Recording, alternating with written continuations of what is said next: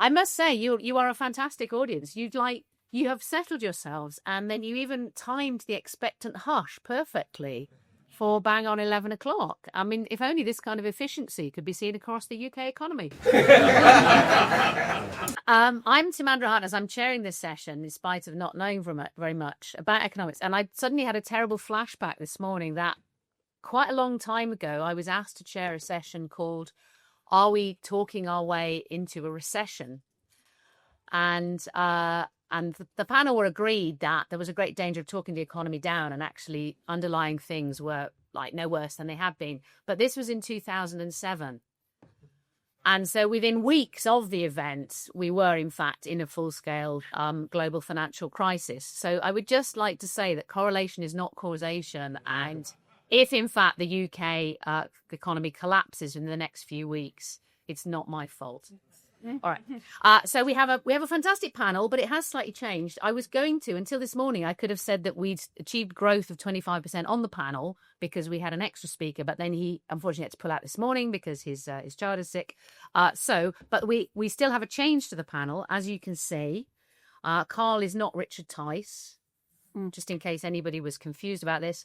So I'm going to introduce the panel that we actually have, and they're going to speak for 5 to 8 minutes each, the usual, very, very short. And then we will come out and you can make your arguments and your points and your questions, and I'll come back and let them chip back in. A lot of you will have been here yesterday and you know the score, or even in previous years. So it's very much the usual format, and we run until 12:30.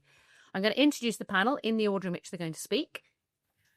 We have Professor Vicky Price, Chief Economic Advisor and Board Member for the Centre for Economics and Business Research. She's the author of How to Be a Successful Economist, but also of the forthcoming book, Mismanaged Decline. Very apt and relevant.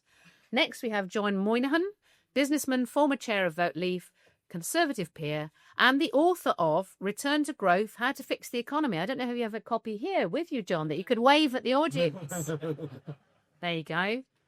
Then we have Karl Williams, who's kindly stepped in at relatively short notice, in fact, who's the Research Director of the Centre of Policy Studies, specialising in political economy. Regrettably, he's still working on his book, so we feel it's too early to plug it.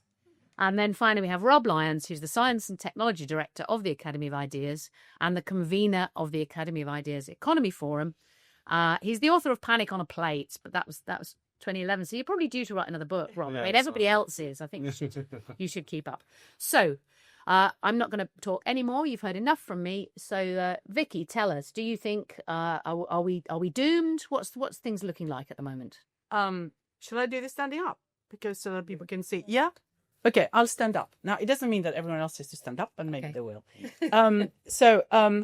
First of all, on the red and yellow cards, I'm a football fan, and my team, Chelsea, seem to have got yet another red card yesterday. Red and yellow. We seem to be getting one every time, so I'm going to be very careful about my timing, so I don't do that as well. I'm going to talk about the economy. So I was given this task of just filling you in on what's going on before everyone else tells you, what should be done about it, hopefully. I'm quite a pessimist, I have to say. I do quite a lot of media stuff, and I haven't found any real serious reason for being optimistic about the UK economy for a while now. But of course, it was happening from before, and you got to remember that there were things that were left for this government to do which were almost impossible to deal with. And I'm not talking about the 14 years of disaster. I'm talking about just before the election, when Jeremy Hunt decided, now, if it wasn't for reform, I think he probably would be laughing all the way, or the Conservatives, all the way to the next election. But reform has sort of scuppered that a little bit for them. Because what he did is, if you remember, although most people don't remember, he cut national insurance contributions for employees by 2% effective in January 2024. So that was just a few months before the election. And then by another 2% in April 2024. Now, who noticed this? Now, come on, hands. Who noticed that this was really happening? Okay, very small percentage. The clever ones that look at their payslip noticed that. Of course, if you were a pensioner, you wouldn't notice it because you don't pay national insurance contributions anyway. But it was a giveaway to the working people. Do you remember how much it was? Anyone can shout how much it was each time. 2%. It was 2% indeed, and another 2%. In terms of the size, in terms of pounds, billions of pounds, it was 10 billion giveaway in January and another 10 billion giveaway in April. What does that give you? The 20 billion black hole, which Rachel Reeves got. And of course, having made the promise not to increase national insurance contributions rate or the income tax rate or VAT, she got stuck. But of course, she could have done that immediately. Reversed it and said, whoops, we just discovered this. We all knew that from the outside. The Institute of Fiscal Studies was saying it, everyone else was saying. So she got this real problem to begin with and not able to reverse that. In addition, of course, the Conservatives hadn't put any money aside for all the asylum seekers, hotels and everything else.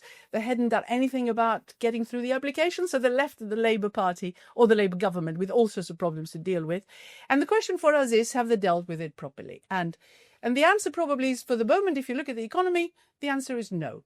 Because, of course, what they had to do in order to get that 20 billion is to raise national insurance contributions for employers. And, of course, we have seen what the result of that is, higher inflation because prices are going up. We've seen hirings coming down.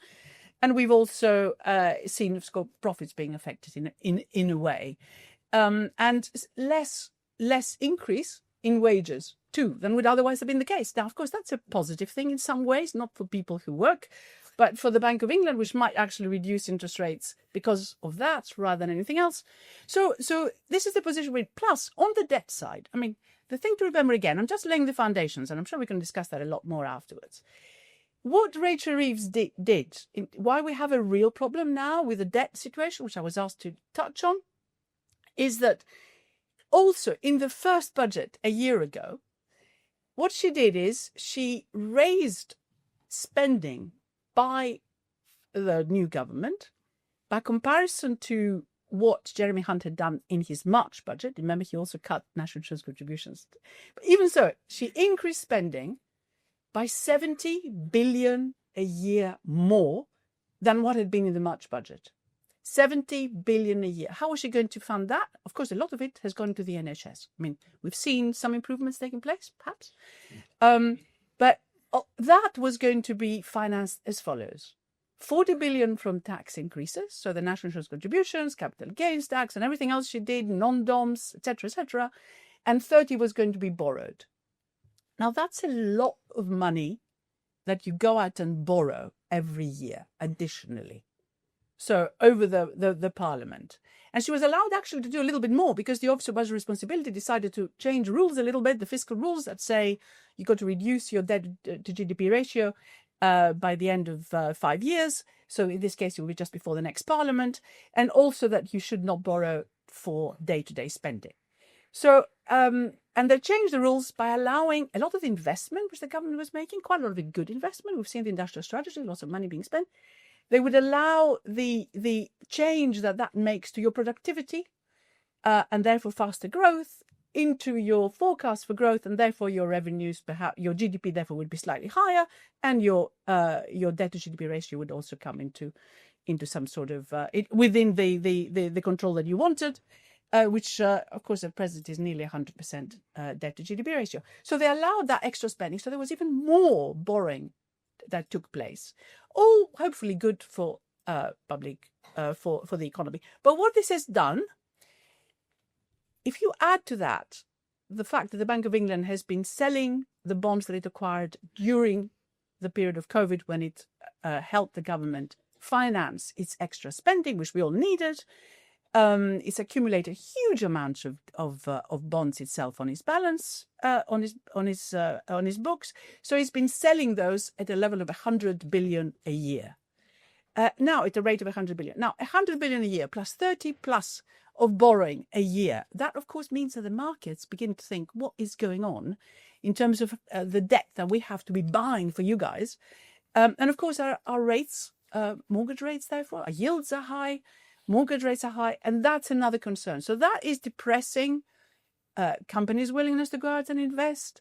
And there are serious concerns about household finances because those rates are staying high, so many people remortgage and so on. So we got this problem. In addition, of course, we have self-induced higher inflation in the UK by comparison to other countries, because of the way that we run our electricity market, for example, water bills and everything else. That's pushed everything up. So that we have a problem there. So what do we expect then for growth? Just to finish off. Well, this year isn't going to look too bad. That's one positive thing. And the reason why it's not going to look too bad, despite the fact that we had no growth basically in the last couple of months that where the data is there. So we had decline in July and we had a slight increase in August, which means 0 for 2 months.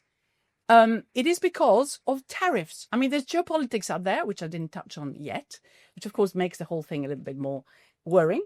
And of course, we have a deal with the US, but the reality is that that deal is still being developed. Pharmaceuticals, etc., still a problem in terms of what we can judge. So, what happened in the UK by comparison to what had been happening the previous 6 months in the first half of the 2025 is that everybody produced as much as they possibly could and sold to the US before the tariffs went up. Not just us, but also Europe.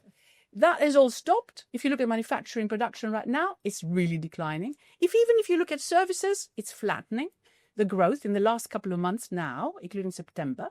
So that's a real worry. So we got reasonable growth, and Rachel Reeves can claim that we were really growing quite fast in the first half, but actually we're not really doing very well now.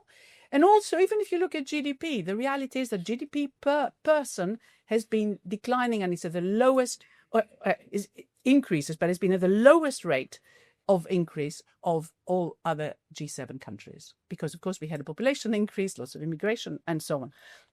So in terms of what will happen next, the question now is, in terms of the debt and how much she needs to raise in this budget, depends on whether the Office of Budget Responsibility, which has looked at these trends that I mentioned, good growth in the first half, but slowing down in the second half, still giving us possibly 1.3% growth for the year as a whole. What will they think about later? Are they going to think that productivity is going to really increase because of all the spending the government is doing? Maybe. If they do, then we have high growth, which means that the debt to GDP ratio will be lower. As you can calculate, if you have higher GDP, however much you borrow, then your debt reduces as a percentage of GDP if it grows faster, if GDP grows faster. It remains to be seen. But the overall assessment by economists is that she's going to have to raise anywhere between 30 and 40 billion, which is going to hit us all. Whether it is directly or indirectly remains to be seen. There are suggestions possibly of a wealth tax, but also property taxes going up, and loads of other things that she's contemplating at present. But just think how much easier life would have been if she had just reversed immediately the first national insurance contributions, the two national insurance contributions cuts that Jeremy Hunt had made. But because she didn't, and because of what she had to do, the mood went down. Confidence remains very, very low, both business and consumer confidence. So I'm suspecting that the OBR forecasts are not going to give us huge source for optimism, huge cause for optimism when they come, and that indeed we will be taxed again. Okay.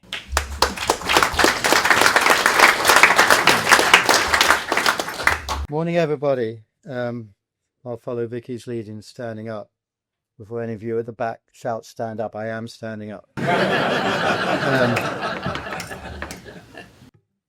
I'm worried you're going to get a little bit of a monoculture here, because with the CPS and Vicky and myself, we tend not to disagree on too many things, although I think I'm going to say some very different things than what Vicky just said about the economy.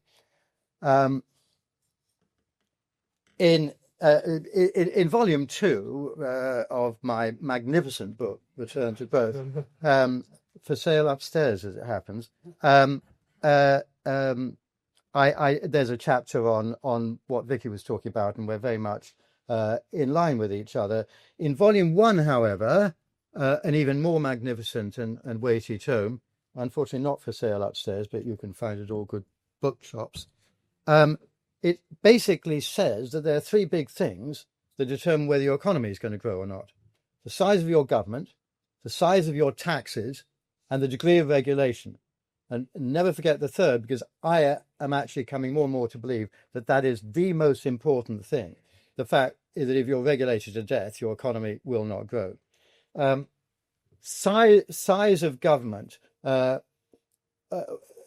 Tony Blair inherited what was called the best economy in Europe from a much divided government, the John Major crowd, who were just sort of implementing a lot of what Margaret Thatcher had done. And Tony Blair kept the Tory spending plans for 3 years. And by the end of that 3 years, in the year 2000, we were growing faster than anybody. We were actually paying off our debt. But one of the rare instances of actually spending less than we were getting in taxes, because taxes were pouring in because the economy was doing so well. And we had a fabulous economy. Enter Gordon Brown, starts spending like a drunken lunatic. And so at the time we had a government that was 1/3 of GDP. And now we have one that's coming up to 1/2 of GDP. And that is, according to all the numbers, which I show here, an inevitable massive decline in economic growth. Taxes. You've got to raise taxes, otherwise you're in the kind of bind that Vicky was talking about. And so if you've got very high taxes, that also is independently correlated with very low economic growth. And it's not just the taxes, it's also the kind of taxes. And this is where I would veer away a little bit from Vicky. We have a tax base that's very heavily weighted towards penalizing businesses, for example, with NIC, towards penalizing entrepreneurs, and towards, in fact, as we have seen, driving entrepreneurs and non-doms out of this country. And that was an absolutely catastrophic mistake. We were the heartland of where capital would come into this country to build new businesses, because we had a fabulous scientific base, academic base. We were nice to people who brought money in, and if you wanted to be a non-dom, fine, you can stay here and you won't pay taxes on. You'll pay tax on what you do here, but not on what you earn outside. We've gotten rid of all of that, and so they're all going off to Milan, to Dubai, to Monte Carlo, to Australia, to New York, anywhere but here. We are now the least attractive place to come and start a business, or in fact bring your wealth and live here. So it's the way that you get your taxes just as much as how great your taxes are, and that's all absolutely brilliantly discussed in volume 1. And there's also a great deal of discussion about, can you actually get the kind of revenues you think you can get by raising taxes in the kind of way that Vicky was saying Rachel Reeves is going to have to do. And what this shows is, no, actually you can't. Because if you raise taxes, people actually, being human beings, respond. And they do things in response to having raised taxes, like leaving the country, but also like going black, going into the black economy. Lots of people say, well, this tax rate too high for me, I'll just get cash, or retiring early. Huge numbers of people are retiring early because they just can't bear the taxes or the regulation, which is now absolutely ridiculous. And this is this was the main reason when I used to go around and campaign for Brexit in 2016. It's the main reason that I'm against the EU. It introduces the Napoleonic concept, which is that everything that is not explicitly permitted is forbidden. You will do things this way. And that's the driving impulse of Brussels, that they will get how you make a product, how you run your business. All of it is defined because we know best. And those of you who are adherents of Hayek know that he wrote a book called The Fatal Conceit, which is, no, you don't know best. You can't run an economy from the center. You have to have free markets where people make their own decisions, and that's how economies grow. We have the common law, which for centuries has had the view anything that's not explicitly prohibited is allowed. And in that way, we became the richest country in the world. But bit by bit, starting with that Blairite project, where... Light's gone. Bit by bit, starting with that Blairite human rights project, where everything became about rights rather than responsibilities, regulation after regulation has constrained what you can do, so that businesses are just saying, forget about this, I'm giving up. Now, if it's those three things, and I think I make a fairly fair fist of showing that that's the case, example around the world of how free markets create economic growth with small government, low taxes, and low regulation.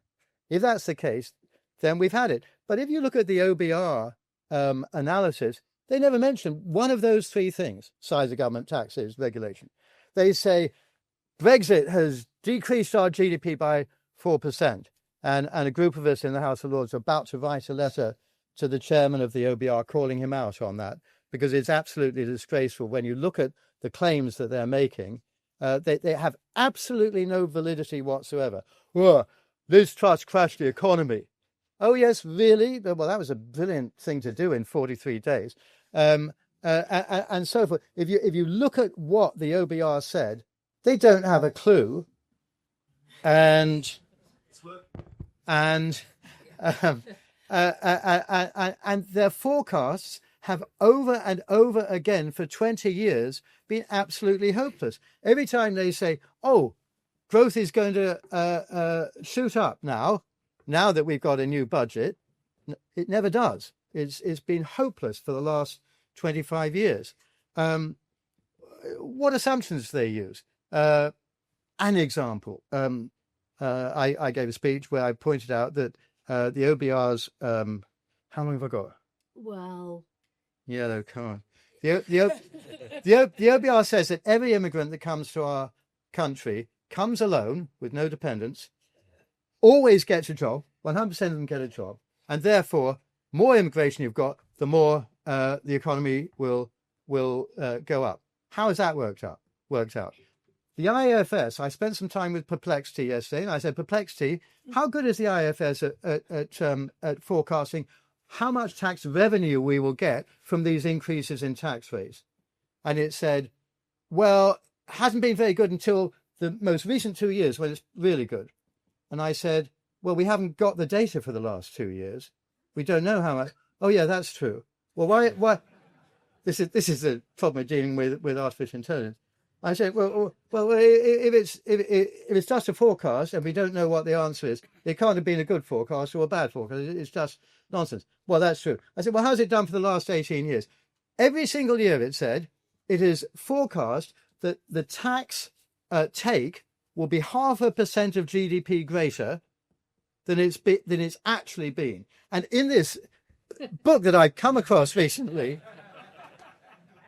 there's a thing that's vaingloriously called the Moynihan curve that says we Brits never really allowed the tax take to be above 36% of GDP. And I give lots and lots of data on that. And I keep thinking I'm going to be caught out one of these days. One of these days we'll go up to 37% of GDP. Mm-hmm. No, my friends, we have not. Every time the IFS, the OBR forecast, oh, well, they've increased tax rates, so we're going to get 38, 39% of GDP in taxes. No, my friends, it has not happened. Down at 36. And that's why, in my view, Vicky's problem that she told you about this widening gap has occurred, because we keep spending more money, but we keep not raising the taxes. And the essence of insanity is to repeat your mistakes. We keep saying, oh, the answer is to raise more taxes. Huge mistake.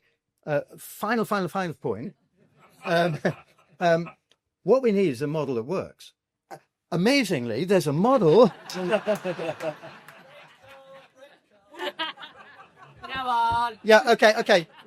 Written 18 months ago, that has correctly forecast what has happened to the economy.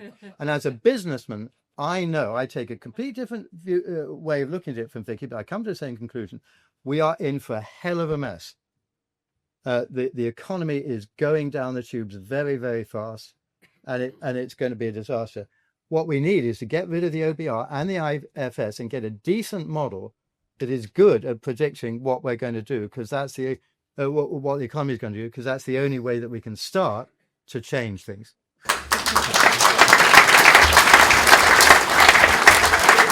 All right, I'm starting to be relieved that your book isn't out yet. But don't forget to go and buy this at the bookstall. Are you doing a signing? No. No, you'll have to track him down. He'll sign it for you. Okay, Karl. Yeah. So I'm going to agree with pretty much everything John just said, but I'm going to be much more pessimistic than he was. Can't see you. Oh, okay. How about now? Yeah, that's There we go. no, you're not allowed to touch it. You have to move closer to it.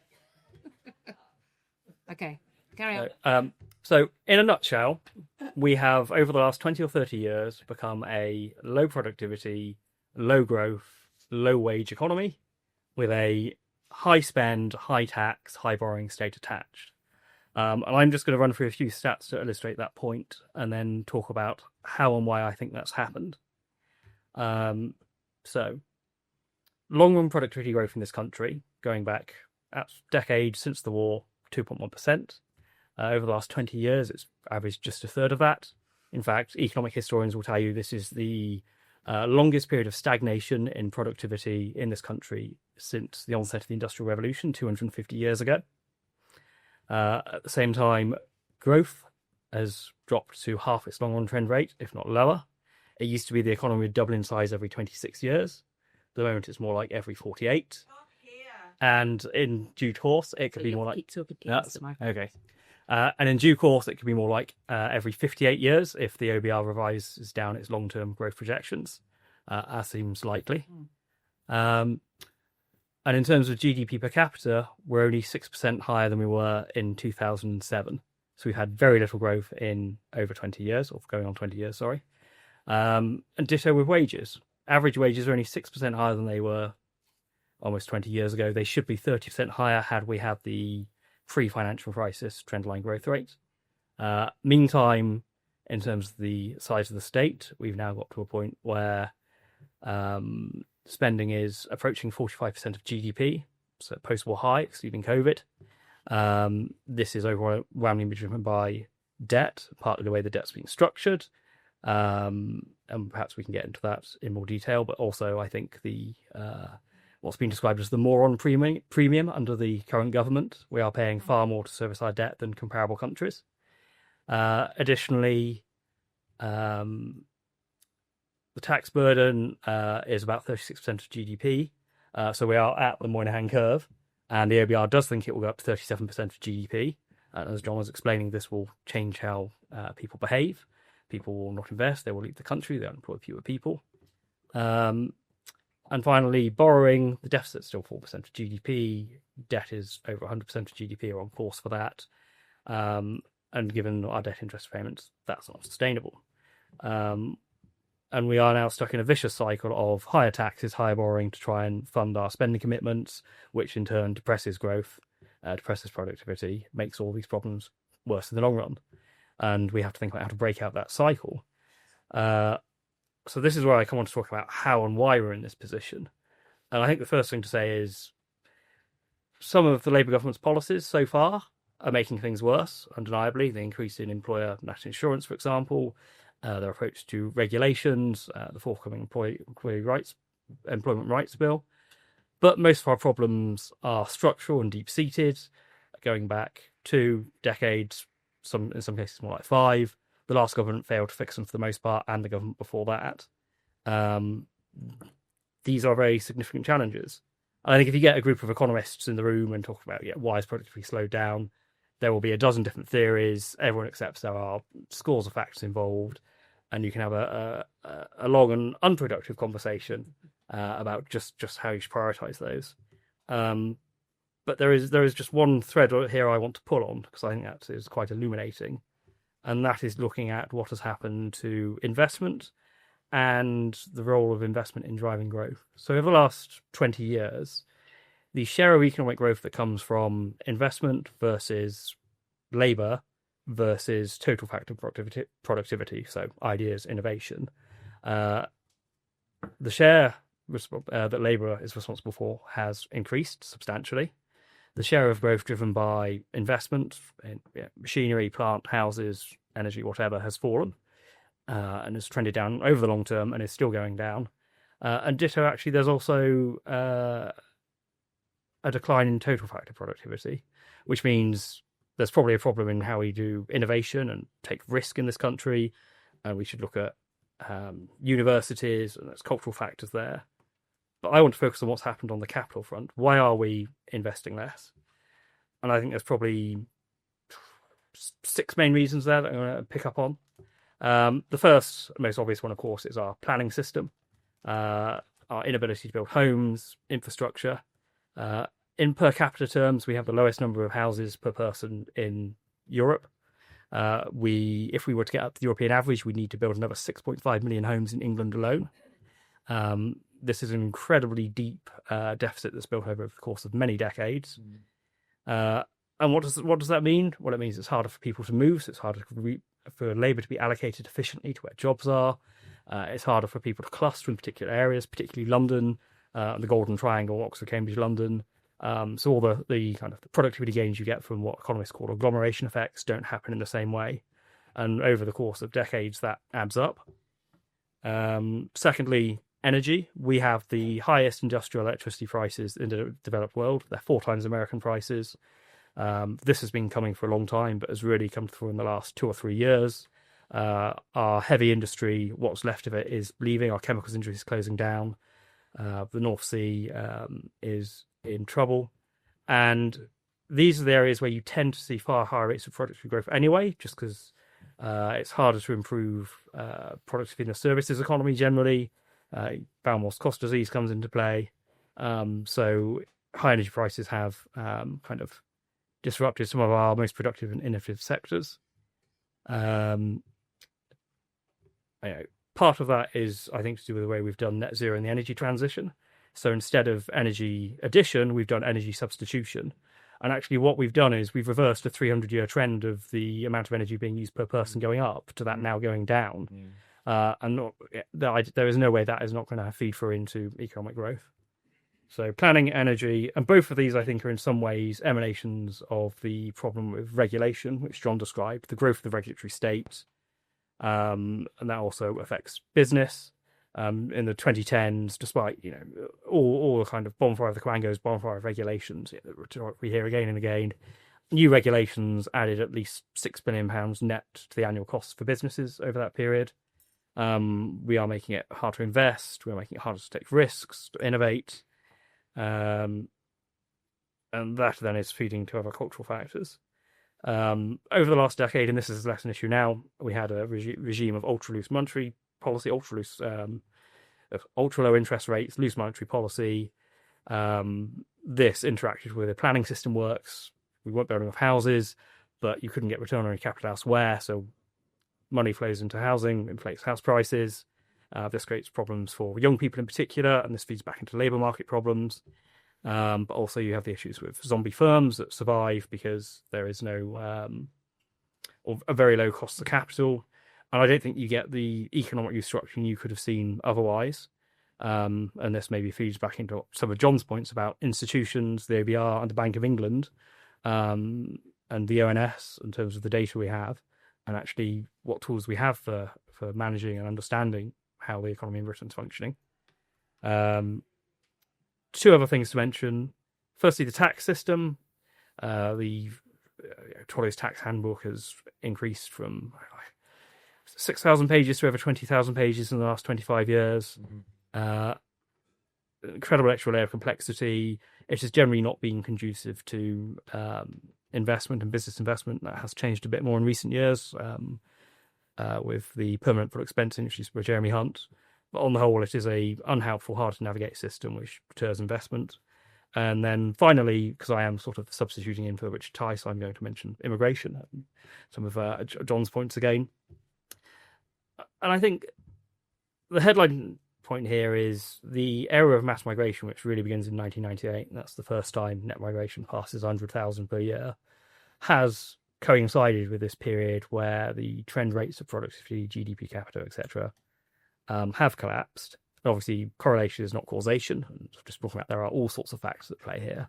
But I think this is probably an underestimated one, where there are some elements of causation and some of substitution. So, migrants can come, they can bring skills, they can bring energy and hard work. but they can't bring a mile of road or a new railway station or a house. So if we are growing the population through migration faster than we are growing the capital stock, that is going to weigh in on growth. And a lot of this, I should say, is enormously controversial. There's a lot of fighting over how does migration relate to productivity. But I will just quote the 2022 annual report of the Migration Advisory Committee, which is the official body that advises the government on what its migration policy should be. And they, I think there is, in the UK context, freedom of movement acted as a shock to labour markets. And I think we've probably seen something again very recently with the very high rate of migration we've seen since 2021. And the final point on that is that net migration since then has been 2.6 million people, which means that 1 in every 25 people living in Britain today has arrived in just the last 4 years. Yet we're in a situation where GDP per capita is only just back where it was at the end of 2019, and the economy is not much bigger in terms of headline GDP. So if it's not been a factor pulling down productivity and growth, it's certainly not been one that's helping it. The overall takeaway is we're in a terrible situation, and there's lots and lots of factors feeding into this. And for various reasons, governments will be very reluctant to draft enough on any of these, because politically, a lot of them, like planning, for example, are very difficult to deal with. Well, thank you for that. Thank you for mentioning risk, because you've given me an excuse to plug the thing that I've written. I wrote a letter on liberty about risk, on sale now at the bookstall upstairs. It's a lot shorter than this and a lot cheaper. All right, Rob, I'm really hoping you've got, if not some cause for optimism, maybe some ideas of what people could do about this. Yes, thank you for neatly introducing me. When I've been telling people that I'm going to be speaking on a session called Decline and Fall of the British Economy, they go, "Oh, I'm not going to that. That's too depressing." So I'm glad to see so many horror fans here on a yes, I thought given I know a little bit about particularly Vicky and John, I thought I'd try to accentuate the positive here a bit. And what's come out in this speech is kind of a bit of a roller coaster. There's good news and there's bad news. The good news is that in many ways, the lives that we live today in the developed world are as good as it gets. The bad news is that the state of the economy is such that, well, the way we live today may be as good as it gets. Before I get back to all the doom and gloom, I just did want to temper some of what we've heard with a bit of historical perspective, which may come across a bit like the Four Yorkshiremen sketch. Our lives are so much better than they were in the past, in material terms at least. In real terms, wages are about double what they were 50 years ago. Many of the things we want to buy are cheaper. For example, 30 years ago, back in 1995, my flatmate bought a personal computer. It's the first time I'd lived in a house that had a personal computer. And by modern standards, it was ridiculously slow, required a dial-up modem to access what little there was of the internet, and it cost £1,500 in 1995 prices, which is equivalent to over £3,000 today. The cost of buying a new car will take as big a chunk of your wages as it would have done back in 1972, but it will cost you a lot less to run because they're much more fuel efficient and much nicer to drive, with features such as sat-nav to tell you where you're going. For those of a certain age trying to navigate around London using the A to Z, going, right, I'm on page 21, I need to get to somewhere on page 85, and I have to flick through page 46 and 73 to get to there. That's the idea of a nice screen and a voice telling you when to turn is all very good. And in passing, that leaves us with a sort of measurement problem, along with all the other measurement problems. Is a lot of stuff that we enjoy today is free. So how do you measure that in GDP statistics? We are better off, but because there is no exchange going on, it can be quite tricky to measure those things. In 1970, food took up 21% of average incomes. It's now about half that, although prices are rising, as we've seen. Our health has improved so much. There's one thing that people may not realise is that the age standardised death rate from cardiovascular disease in the UK fell by about 75% between 1961 and 2021. That's astonishing. You know, the idea of dying from a heart attack now, you feel unlucky if that happens, whereas it was quite routine back in the day. Those weight loss drugs even seem to be turning the tide on obesity, and are effective against diabetes, may be effective against dementia and a bunch of other chronic conditions as well. I argued this case yesterday in the balloon debate on the greatest scientific development of the last 20 years and got kicked out in the first round, which proves the limitations of democracy, and that's why we need a benign dictatorship. Official unemployment is under 5% still. And those of us who have been on the wrong end of unemployment when it was a lot higher will be very grateful for that, even if there is a problem with working age people living on welfare, which may come up in the final session today, by the way.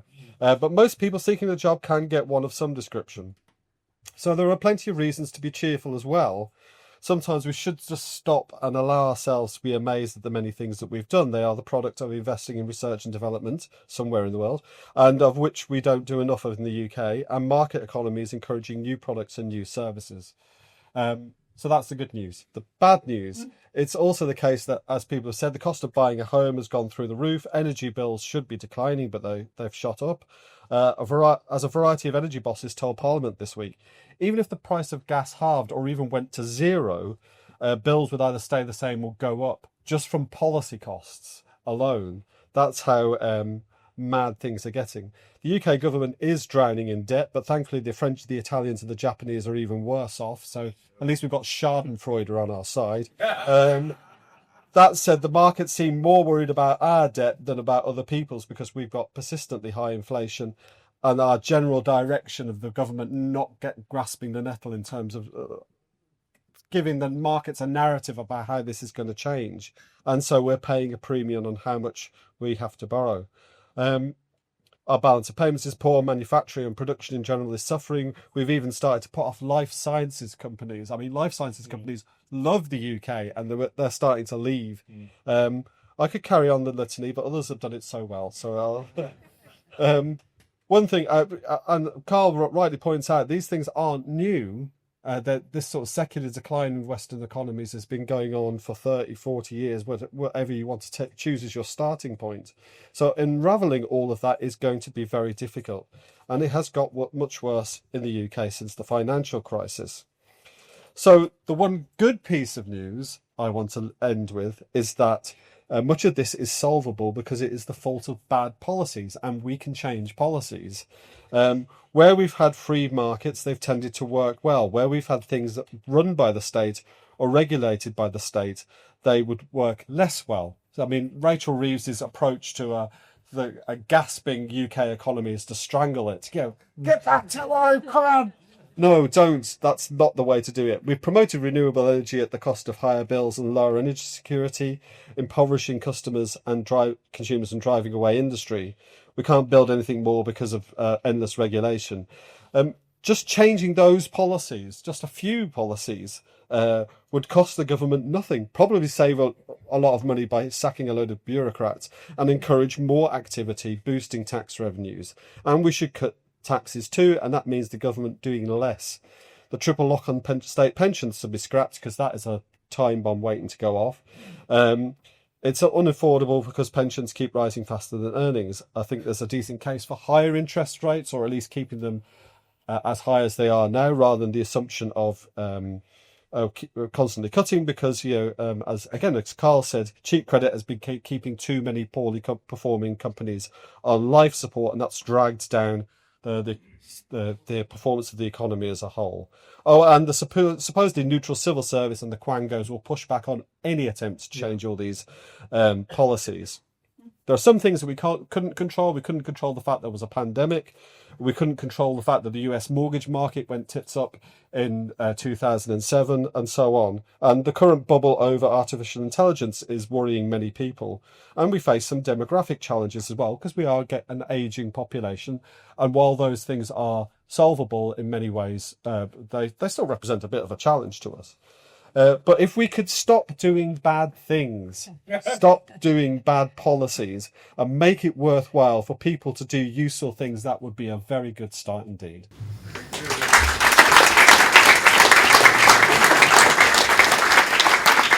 They are. Stop doing bad things. Start doing useful things. I don't know why they didn't think of that before, really. Okay. So we have, we've got 45 minutes. So we've got plenty of time, plenty of points, lots of hands already. Have we got microphones? Good about. Excellent. Okay. So maybe we start over here. There's a couple of hands here in the middle. Very quickly, should we emulate Argentina? Yeah. So are we actually in a centralized planning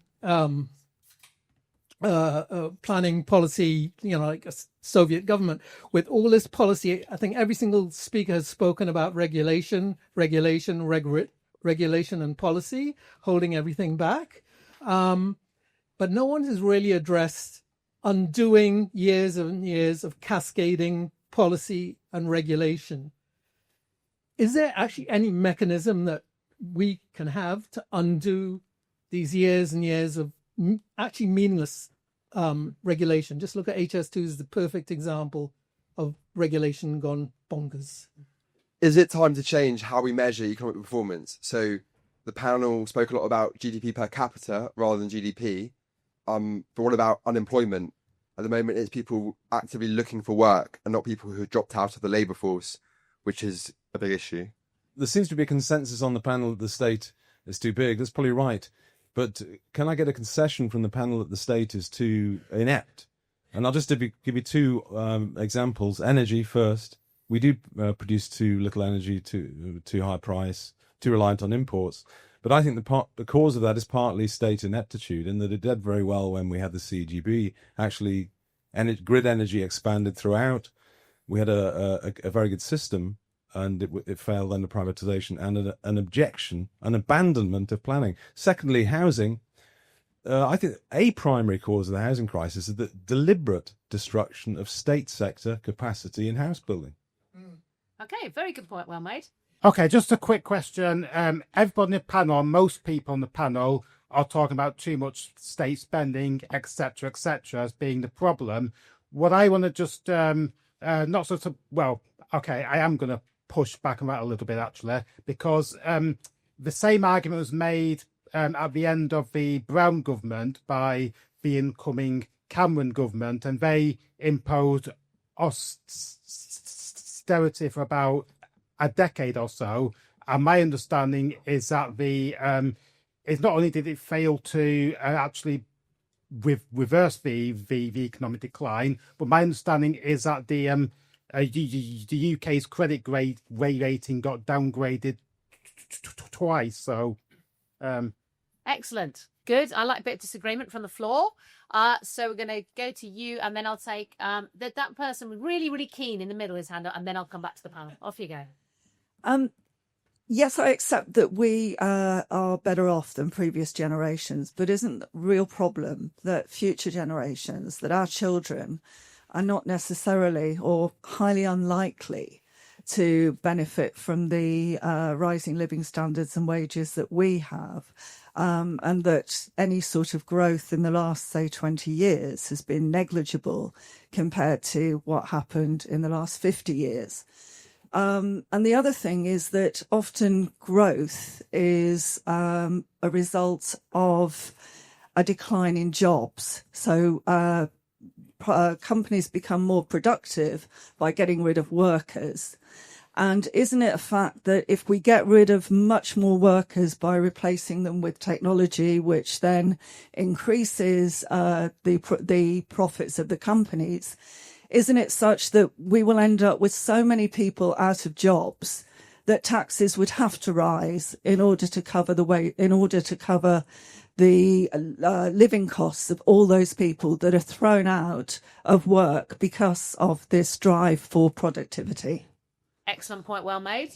Okay, thanks. So I'm a conservative activist, and please don't hold it against me.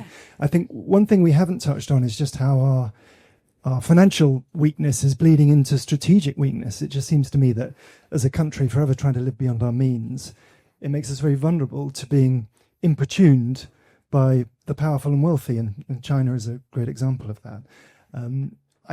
I have to say, though, as someone who knocks on a lot of doors, I don't find many people who are concerned about the same issues that we are in this room are concerned about, and I don't find much appetite for the sort of solutions which would be necessary to fix the problems that we're talking about. So I would be interested in the panel's view on how do we explain to people, how do we, the received wisdom, I think, in politics is a financial crash needs to come along and that will educate everybody. To me, that's a counsel of despair. I think it should be possible to get ahead of that and persuade people what the benefits are of living in a growing economy, which I think we've forgotten because we haven't seen one for so long, and that will condition them to endure the downsides of what might be necessary to achieve that goal. But I'm very interested in the panel's advice to the political class, not to me as a Conservative politician, but to political class generally who do care about this. How do we bring the public on board and get them to vote for measures which will fix these problems? Ultimately, is the only way to get them solved. Thank you. That's a great question. Great note on which to come back to the panel. So panel, maybe I'll come to you in the opposite order. Yeah, I mean, I think a lot of people do like the Javier Milei style of direction of slashing government or whatever, but it's not without problems, as you see with him visiting the White House to ask for $20 billion. It's not going to be a smooth ride by any stretch of the imagination. I just really would echo John's point about regulation. I mean, there's so much just stupid regulation that we can't get things built. I mean, the bat tunnel on HS2 is just the craziest example of it. But, the fact that, anything you want to build now needs a 4,000-page environmental assessment report because a newt might be caught up by building it's just ridiculous. And we have to really emphasize human welfare in the fact that we want these things. We want new infrastructure. We want new power stations and so on. I'm not sure about measuring economic performance apart from, I think it's good to stick to some kind of, GDP and these things because you get a sort of historical sense of where we are.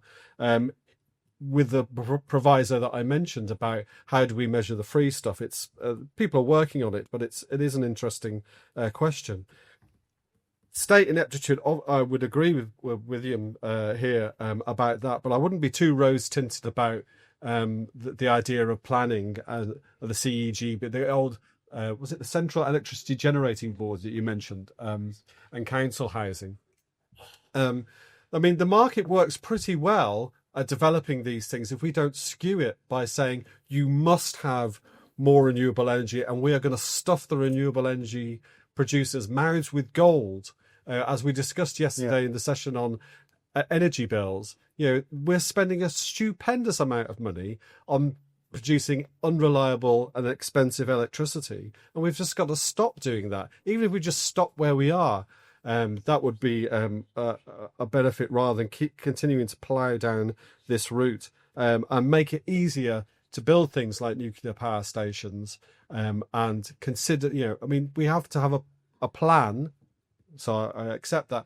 For example, with gas, we're going to need gas for years, but we haven't got a plan. As Catherine Porter pointed out, it takes 8 years to get a new gas turbine for a power station. We've got no plan about building new gas-fired power stations, right? And the ones that we've got are getting old. So we do need a government to think about these things. In terms of product, I was skipping a few things. It leaves something for somebody else. All right, okay. The last point, the productivity and jobs. Yes, AI could take away a lot of jobs. It'll create lots of new jobs for AI report checkers. Didn't some big consultancy firm just get very embarrassed this week about the fact that they produced a report and obviously used lots of AI in it, and there were lots of basic errors in it. So there'll be people like me who could potentially become AI report checkers, and I think that could be a growth industry. Yeah, there was. You made me think of the Canadian government commissioned a very large, expensive report for some academics that took 18 months about ethical use of AI in education, written by 2 professors. And then it was found that at least 15 of the references were fabricated, suggesting it had been done by AI. So that's the most glorious story. All right. Karl, I mean, Rob has conveniently covered a number of those topics. So pick up, but you are allowed to cover some I'll please move it up. Firstly, on the point about how centralised is the UK economy, centralised planning, are we moving towards the Soviet system? It used to be the case that the commanding heights of the economy were nationalised. We had very extensive prices and incomes policies setting wages across the economy, trying to control inflation by setting prices. We don't do that anymore, mostly. But I think the high tide of economic freedom in this country was probably the late 90s, and we are moving back towards that. In the energy market now, we have the price cap. In the labour market, we have a minimum wage, which has been very deliberately driven up towards 66% of the median wage. And we now have, for example, equalities laws, which are being interpreted by judges to set prices. This is partly what bankrupted local government in Birmingham. It's a big threat to chain stores like Next and some of the supermarkets. Instead of using sort of nationalised companies and even tax and spend to direct the economy these days, we increasingly try and achieve social goals through regulation. So there's a 2012 Social Value Act, which is how the government does procurement, and that adds enormous costs to the state. So I think, yes, we are moving towards a more centrally planned system. And what all of these things have in common is they are destroying the price mechanism, which is how information about supply and demand is coordinated to markets. So I think that is disastrous. And I think, as I've touched on, that is obviously bound up with this question of the regulatory state, and the question raised over here about it's not just about the size of the state, but also how effective the state is. And what we should be aiming for, in my view, is a small but strong state that does the core functions that should be able to do well. So, if your phone does get stolen, the police will deal with that. We won't have overflowing prisons. We will have an efficient health service. We can get the basics right in a way we can't now, because there are so many sort of subordinate goals and such a sprawling bureaucracy. In terms of how we go about fixing some of that, which was one of the questions asked, I think partly that's about structures of government, so trying to bring quangos and other arms length bodies back into departments so ministers have more oversight, so that they can actually pull levers and make things happen. But so much of it is going to be about going back through decades of legislative build-up, both primary and secondary legislation, and repealing that. And that means actually what we need more than anything else is good lawmakers who spend time in Parliament scrutinising legislation, don't add more to it, use sunset clauses on new legislation. But it is a mammoth task. And then maybe it wasn't just Rob, the other point on austerity. I mean, I take the point there, but I think austerity was kind of a strategic, as a term, was a strategic misnomer, a mistake by Conservatives. Austerity is what happens after you've bankrupted your empire, fighting a global total war, and you're trying to build the new Jerusalem in the ruins left by the Blitz. Austerity is not holding spending steady in real terms over a decade, which is what happened in the 2010s. The problem with how cuts were implemented is there were a few ring-fenced departments, then you had salami slicing year on year on year off over other areas. And this completely destroyed some core state capacity, particularly in the area of courts and justice. And again, I think this goes back to the question about the size versus the capacity of the state. You need it smaller, but you need to do better things. And therefore, when you are thinking about how do we cut spending, you do need to think strategically about what matters and what to prioritise, and try not just to be led by actually what is electorally popular or not popular. People always want healthcare spending to go up. People always want pensions to go up. These things simply aren't affordable. Okay, thank you very much. John, what would you like to? Thank you. Well, the first question was about Argentina, and should we emulate it? I would argue yes, but that is a necessary, but in no way a sufficient thing to do. Now, as I think Rob said, well, Argentina is having problems. The main reason they're having problems is what every Argentinian government has had the problem with, is trying to protect their currency.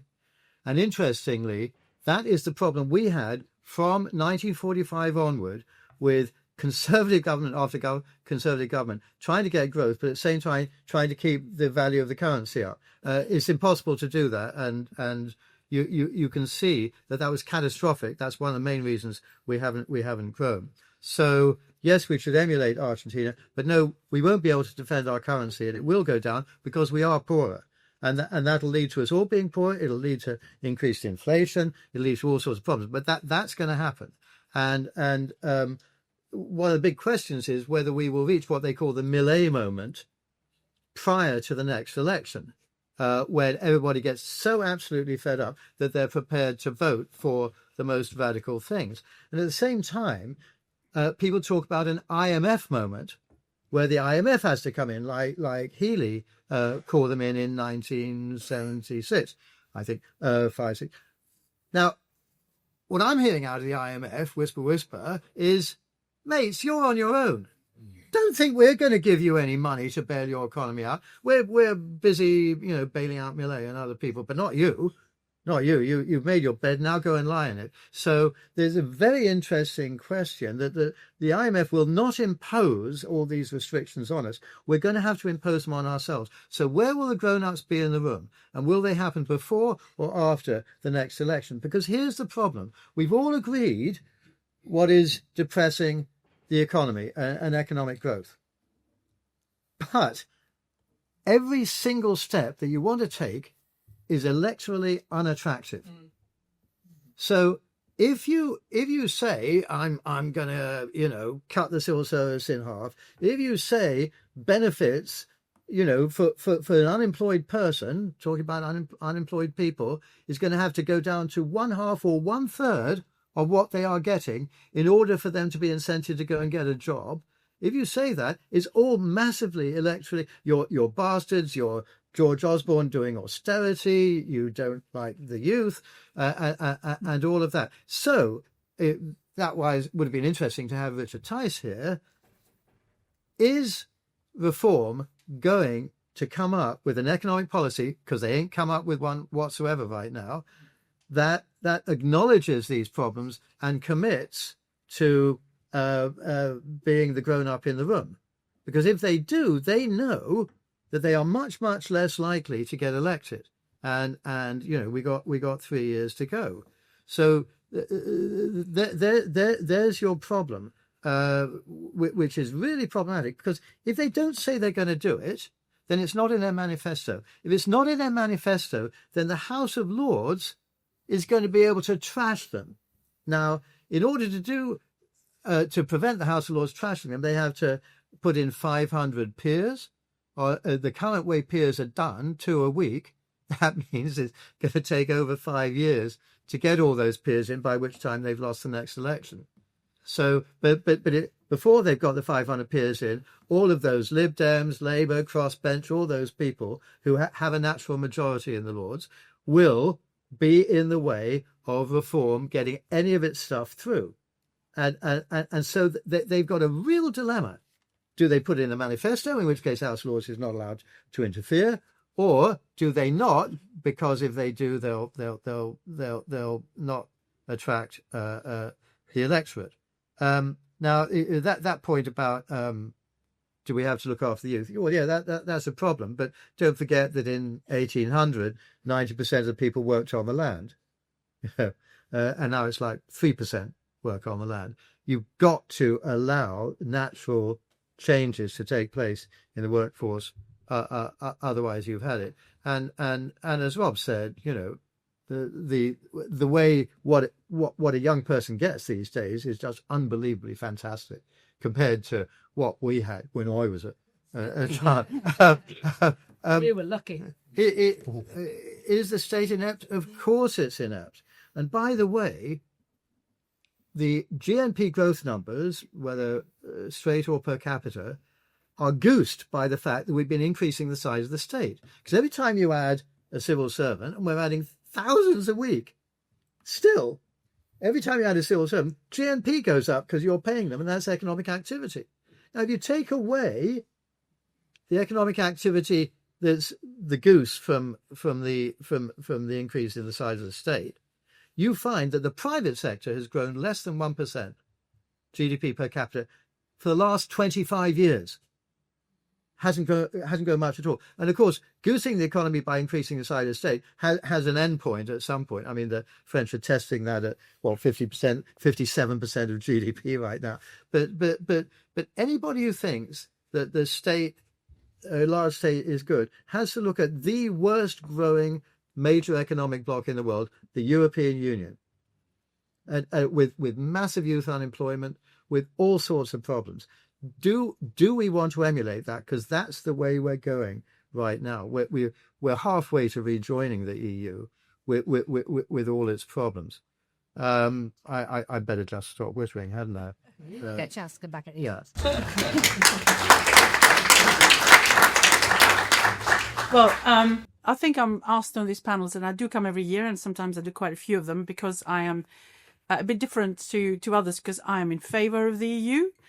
And also of the type of immigration that was coming from the EU, which was on average about 270,000 a year, and actually did add to productivity because there were single men coming and then going back again. And they were very heavily employed. They were much more employed than the indigenous population, if they want to call it that. And of course, it all changed when we left the EU, and a lot of serious shortages emerged in various areas, and we had indeed the skills visa, which has been very expensive. So I do agree that the way that we have gone and done policy has been completely wrong in the sense of putting extra cost to businesses to bring these people in. And even the Home Office itself, in its appraisal, has calculated that the cost of the new skill visas would add something like 40 billion to companies over 10 years, which is huge. If you add to that, of course, the other policy issue, which is not the NIC one, which adds, quite considerably as well, and the National Insurance Company, you add the new labour laws, which are going to come into effect at some point, that's another 5 billion. So you add all those, and I do agree with John before that what you do as a result is you really disadvantage businesses. And what we did see in the second quarter is a drop in business investment. So just going back to what was said before. So are we becoming more of a centrally planned state? It is interesting to look at what's happening in particular sectors of the economy. The train operators, train is now becoming renationalized. If you look at water, all sorts of possibilities are out there. Well, what's going to happen to Thames Water, I don't know.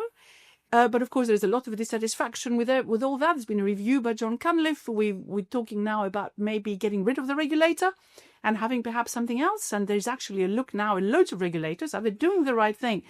In my view, though, it's not are they over-regulating, but are they actually under-regulating in a number of areas, which have left people with huge costs to bear because they didn't actually go and invest when they should have done, various companies, and now they're coming back. Steel is another area which is now being basically taken over by the state. So you could argue that these are things that perhaps hadn't been planned, but actually the policy wasn't right in terms of regulating those sectors. Planning that was mentioned and asked about, it's interesting that this government anyway has been quite prepared to be flexible on this.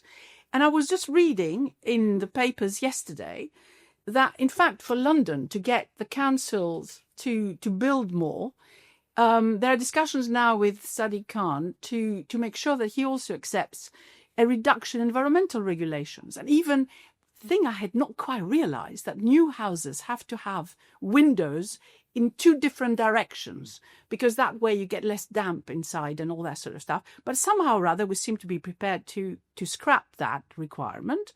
Possibly that's the discussion going on. In addition, and that's rather unfortunate, the requirement of developers to have to provide a certain percentage of affordable housing alongside what they do. So that could be reduced. That would be interesting. On the other hand, you do need these houses to be built. And we do have indeed the shortage that was mentioned before. So there are some moves, but where of course we seem to be quite keen to deregulate, which I'm worried about, because of course we have been through one financial crisis and we've seen how bad that has been. At least in our living memories. Of course, there was another one, in the early part of the 20th century. Is deregulating the financial sector, including bonuses, the way that this is developing, including taking away some of the regulations, even on the consumer front. And allowing lots of IPOs to happen in different ways. So that is a bit of a concern for me in terms of where we might move and whether we're going to be suddenly heading towards a crisis. But I do agree, the HS2 mention. HS2, when I was working for the government, wasn't value for money then. And it's now even less value for money. So if I were a politician, I would just stop it where it is. There is a thing of sort of sunken cost, but which the economists all talk about. You don't want to carry on spending if you're going to be worse off increasingly by doing so. So I'm not very popular with any party by suggesting that, but I really think most economists you would talk to would say it doesn't make any sense. So stop that and use it for something else that we really absolutely need. And then on jobs and productivity, if I may. It's interesting about AI.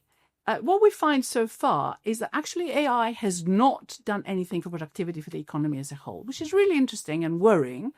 What seems to happen is that smaller firms use AI to just get rid of one or two people, or three or whatever, and use technology to be able to survive, basically, because they have all these other issues to with. The bigger ones are the ones that are using AI to expand and perhaps develop new things. And the real worry is that what you end up with is that all the benefits of AI go to some big firms, whereas the small firms can't compete. And what you know about productivity is that you need to have loads and loads of firms starting up and competing, because that is really the way in which you get productivity up. If you get this concentration, which is happening with the big IT firms, as we know, and nothing happens on the regulatory front to get them to be more open. I mean, AI, just to use it told me very, very confidently that Man U had won the match against Grimsby Town when they were playing the Carabao Cup, and they were therefore moving into the next stage. And I was very furious about it, almost didn't sleep all night. Well, the result was, of course, the truth is that Grimsby Town won 11-10 in penalties. So you can't rely on it for the moment to even give you the sort of more basic information that you really want to see, which is football results, really. Yes, exactly. If you can't get that, you can't get anything. But then we have the net zero issue, which, of course, is full of regulations and our bills and so on. Absolutely right that we're paying rather a lot for those. Ed Miliband on the Laura Kunzberg show, which I was listening to on the bus coming over to the concentration, whatever it is, the anger of everyone else on the bus. He was arguing that we're going to have 400,000 extra jobs because of this. Well, I can tell you, when I was joint head of the Government Economic Service, I was rung up by Number 10 when Gordon Brown was Prime Minister to say that the Number 10 wants to go out and say there will be 400,000 extra jobs because of net zero, because suddenly he had become, not net zero, green jobs, because we hadn't quite invented net zero then. And I said, 400,000 jobs? On what basis? Well, it's because we're going to be doing blah, blah. Well, I said, look, in most cases, these are going to be jobs that we're doing now, which are then going to be classified as green because we're going to be using different technologies, material, and so on. So I can't really say 400,000 jobs, just like that. Anyway, out they went and said 400,000 jobs. So I'm now talking about just before the financial crisis. 400,000 jobs has been used again and again and again ever since. This morning, Ed Miliband, 400,000 jobs. You talk about what to do to convince people. You've got to come clean, really, is one thing. And the other thing you've got to come clean about is that the main way, unfortunately, to raise money, if you really need it, to pay for people who don't die of heart attacks but actually carry on living, which is what's going on right now, which Rob was talking about, is to explain that actually it's through taxes to the working person. Income tax, national insurance contributions, which is shrinking up to a point, but still very significant, and VAT. If you don't say that, if you don't explain that that's how it should be, and you're terrified of doing so, then you end up with all those things which are going to affect enterprise negatively and jobs and growth. Correct. Excellent. Right. We have somewhat over 10 minutes left. So I'm very keen to get as many of you in as possible. So I'm going to please keep your comments pithy, and then panel, brace yourselves. You're not going to be able to answer anything, but you'll get a minute each to sum up. So where are the microphones? Let us start. So you give your microphone to, there's a hand, actually, yeah, that one there. There's also one behind you. Thanks. It was a great discussion. I think you've been too optimistic, though. I'm sure you guys are all aware of this, but you got into the situation over a long period of time, a generation or so. It's going to take at least a generation to dig ourselves out of this hole. There's all sorts of reasons. Don't need to explain what they are, but I'd be very interested to know seriously how long you think it will actually take. And to me, what Rob was saying about net zero, that's got to go. That's got to be fundamental to everything else. And if that doesn't happen, I just don't understand how we can dig ourselves out of this. But seriously, how long will it take to do it? Okay, good. Okay, so I'd like your opinion on what does our current work culture mean for growth? Because we are very happy to discuss as a nation mental health, stress, work-life balance, lots of DEI training, but safetyism, there's lots of risk assessment going on every time you want to propose anything. We never talk about being risk-averse, having the drive, the ambition, wanting to compete. We never talk about these things as really good things for growth. Yeah, if panelists base their choice purely on the economy, and we accept John's point that parties can't always be fully honest in their manifestos, then which potential leader do the panels have the most faith in to handle the challenges ahead? Kemi Badenoch, Nigel Farage, or David Lammy? After fair. Okay, so give that one to Zoda, and over to you. Is unskilled migration worth the money we spend on it? Okay, excellent, pithy. Over to you now. Tony Brown, shouldn't we apply LAFA and stop the absurd linear conclusions about tax take increasing when behavioural responses ensure that none of it's going to happen? Excellent, and very pithy. Good. Yeah. We seem to be focusing a lot on GDP, and I wonder if we should be introducing wellness indicators. In New Zealand, we introduced the wellness indicators enshrined in statute. The current government, sadly, has done away with it, but it's all about long-term thinking, both in terms of health as well as economics, thinking 30 to 50 years out. So wellness indicators, I want to promote more and less GDP. Okay, excellent, in combination with that earlier question about culture. I can't see. Has someone got the microphone there? Yes. Okay, so we're going to go over here and then we'll come to you. Why are so many proponents of the free market, especially Brexiteers, so anti-free trade, especially when it comes to import tariffs? And another thing in terms of barriers to entry and why bigger firms grow larger at the expense of newcomers. A lot of founders in London are struggling to hire top global talent because of bureaucratic immigration processes. Are these not inhibitors to the free market? Excellent. I'm loving these really good, pithy questions. You're not going to get to answer them. Never mind. Okay. Hi. As the former national organiser and head of operations for Reform, I can assure you that there are a couple of things that Reform are really concerned about. One is how they get 2 terms. And the other one is how they actually make the blob, the civil service, the quangos, and the regulation that is the serious threat to this country. And if we don't cure it, we are going down the toilet. That is their biggest concern, that even though they become the government, they're going to have to repeal laws in order to be able to implement a non-independent civil service that will have to then do as they're told again. And now, of course, you've just implied that the House of Lords would turn against them if it's not in the manifesto. But obviously, one of the things that they are looking to do is to reform the House of Lords.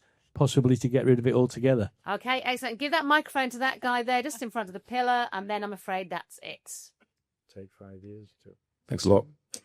It seems to me that inflation has been one of the most damaging things to ordinary people in terms of wiping out their spending power, wiping out their savings. I go to the supermarket, I see the despair in people's faces. I notice quantitative easing hasn't been discussed on the panel yet today. So my question to you guys... I spoke about quantitative tightening. Okay. My question would be is that a necessary evil or is that a highly destructive measure? Okay. So, Vicky, your minute starts now. Oh, my God. Well, on quantitative easing, I did talk about quantitative tightening now because of everything we collected on the balance sheets of the banks. But actually, we did as much quantitative easing as everyone else, actually, us and the US in particular. But also Europe overall, huge amount. And in fact, they have not been doing as much selling of the bonds as we have. They have lower inflation than we do.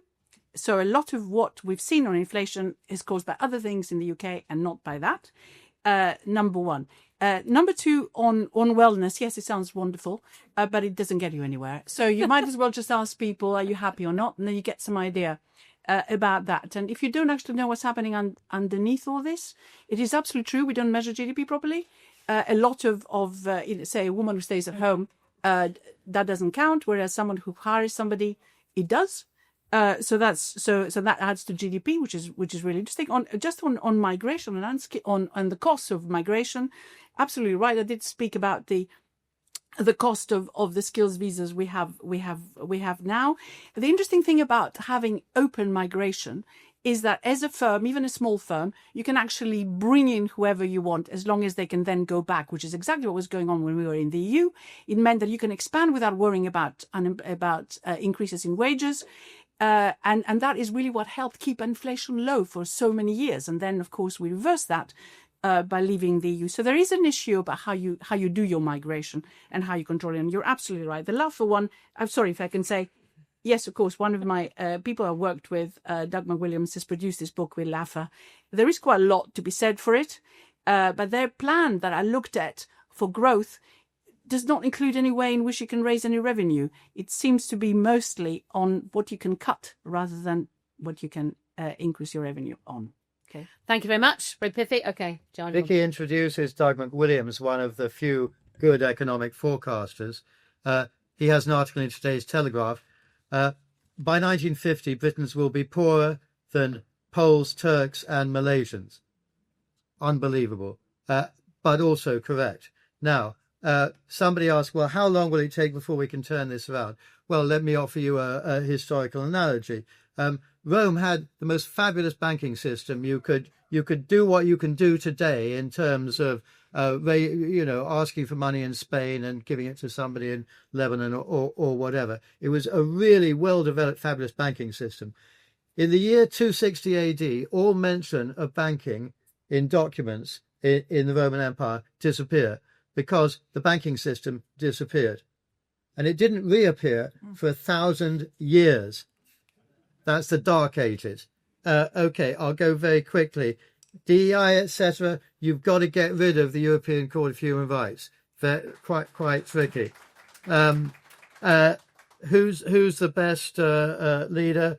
And it's comparative, so I don't say she's good or bad, but it's Kemi. Right now, in terms of what she's doing. Free trade, quantitative easing, it's all in here, folks. And I'm agreeing with what you're saying.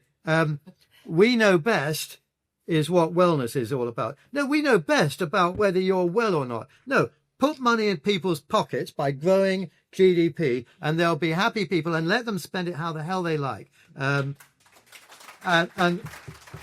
finally, I'm with Vicky that those people who came to us from the EU were great for us, and I want them back.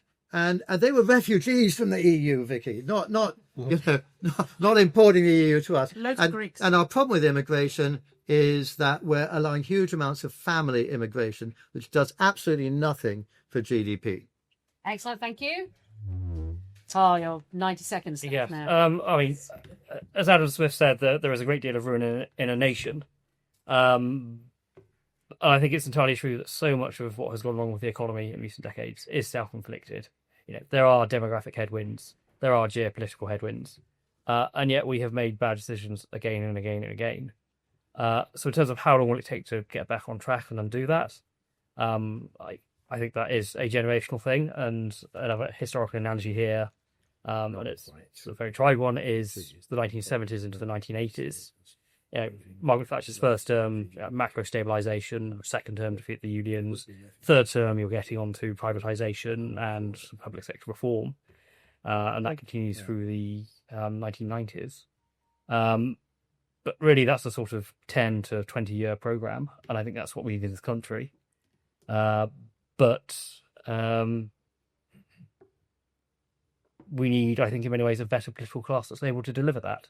We require better legislators, better ministers, better structures around that.